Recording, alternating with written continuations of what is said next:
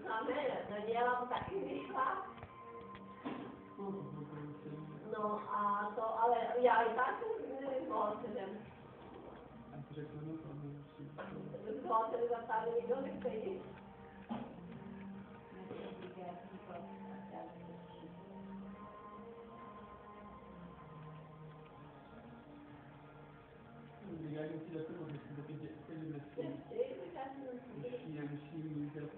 Říká Daniela, no, to dobře hodno, tak já půjdu, když mi dal, že někdo kdo umí trošit.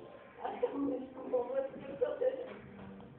Protože ona taky nechtěla, já si říkala, že si budu stará se jambu, ale já jsem nic neříkala, ale já říkám, a jo, tu dobu volnou, já jsem teďko asi 2 soboty měla. Já jsem se tam měla narozeniny na jednu na Velikonoci, že jsem nebyla, jako sobotu jsem dělala. A jinak chodíme pořád, tak jednu sobotu to přestane z Barku.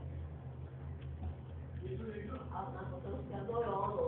Já už bylo i byl byla, jak to říká, to, že když se jdeme někoho, co to umí, to mašinu, tak hoď já si budu říkat.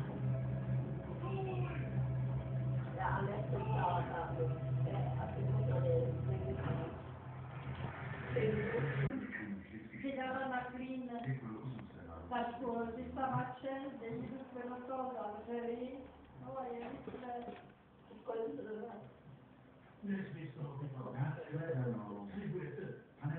Když jsme řekli, kdyby já nastavili policajti, tak nesmíšte ani hejto. Tam byl říká, že ve středu večera To už bylo nějaký 2 roky. No, 2 roky asi do toho moc měla, že by vyžívala. A jo, ona jako byla jako ona byla společný dědo.